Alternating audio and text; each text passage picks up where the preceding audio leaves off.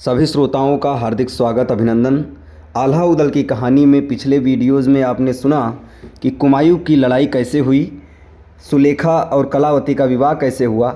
अब इस वीडियो में आप सभी सामने बुखारे की लड़ाई, धांधु का विवाह बताया जाएगा। बढ़ते हैं वीडियो की तरफ। द्वार पर महाभारत युद्ध के पश्चात हस्तिनापुर में विराजमान पांडवों के महल के द्वार पर एक बार नंदी पर सवार शिवजी अपने गढ़ों के साथ पधारे। द्वार पर घंटा गढ़ों ने खड़काया। समस्त पांडव वहां उपस्थित थे। घंटा ध्वनि से कुपित हुए अर्जुन ने आते ही कहा, कौन अपराधी है जिसने घंटा बजाया। भगवान शंकर को ये व्यवहार दुखद लगा। न प्रणाम, न स्वागत, न कुशल समाचार, सीधे ही अपराधी करार। भगवान भोलेनाथ प्रसन्न भी शीघ्र होते हैं, परंतु ऐसे अपमान के पश्चात क्रोधित हो गए। पांडवों को साप दे दिया, कलयुग में तुम्हारा पुनर्जन्म होगा। द्रौपदी भी बेला नाम से राजकन्या बनेगी। सारे जीवन तुम्हें अनेक राजाओं से युद्ध करने पड़ेंगे। तुम्हारा शत्रु दुर्योधन पृथ्वीराज होगा और दुशासन तुम्हारे वंश में उत्पन्न होकर भी दुर्योधन के पास ही चला जाएगा। भगवान शिव तो साप देकर चले गए। पांडव चिंतित हुए, परंतु शिव जी के साप के पश्चात कोई उपाय संभव ही नहीं था। बच्छराज की मृत्यु के पश्चात उत्पन्न हुए बच्चे को अशुभ जानकर रानी ब्रह्मा देवी ने उसे बांदी के हाथ में दे दिया। राजा परिमाल ने बांदी को एक जगह अलग मंदिर में स्थान दे दिया और बच्चे का पालन करने को कहा। जब वहां बांदी गंगा स्नान को गई तो पृथ्वीराज ने किसी नटनी के हाथों उस बालक को उठवा लिया। उसके चाचा के पास कोई संतान नहीं थी, अतः उसे गोद दे दिया गया। बांदी ने बच्चे के खोने की सूचना राजा परिमाल को दी। जब कुछ दिन बाद समाचार मिला कि पृथ्वीराज के चाचा कान कुमार ने कोई शिशु गोद लिया है, तब परिमाल आश्वस्त हो गया कि शिशु जहाँ पहुँचा है वहाँ भी इसका पालन अच्छी तरह हो ही जाएगा। अतः राजा परिमाल ने मन में संतोष कर लिया। उसी बच्चे का नाम धांधु रखा गया, क्योंकि वह बहुत मोटा और मस्त था।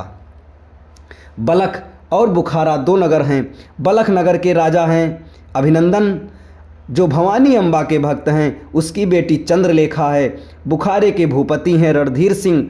दोनों चचेरे भाई हैं। रणधीर सिंह की कन्या केसर हैं। केसर की सगाई के लिए राजा रणधीर सिंह ने अपनी पुत्री मोती सिंह को 4 नेगियां के साथ टीका लेकर भेज दिया।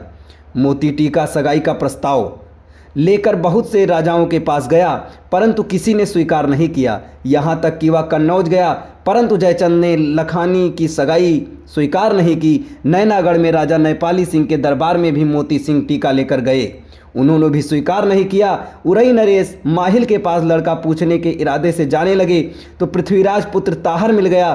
ताहर ने पूछा, चारों नेगी साथ लेकर कहाँ घूम रहे हो। मोती सिंह ने कहा, राजा माहिल से मिलने उरई जा रहे हैं, ताकि उनकी जानकारी में कोई विवाह योग्य लड़का हो तो बताएं। ताहर ने कहा, दिल्ली में हमारे कान सिंह की पुत्र धांधु विवाह योग्य है, मेरे साथ दिल्ली चलो।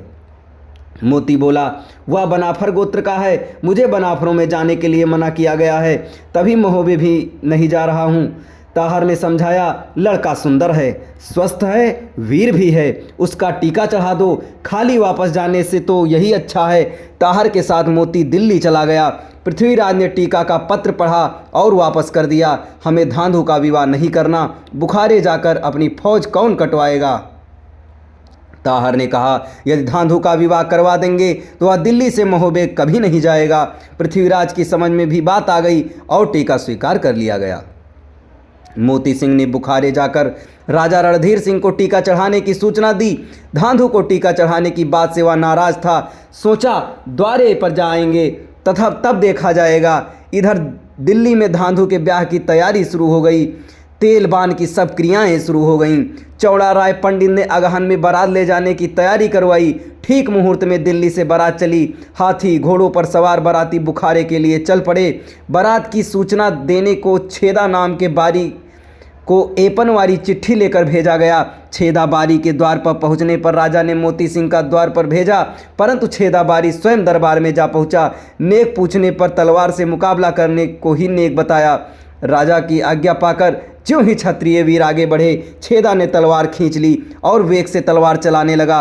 छेदा ने घोड़े की एड़ लगाई और मार काट मचाता हुआ फाटक पार करके निकल गया। छेदा बारी ने आकर अपनी सफलता की सूचना दी।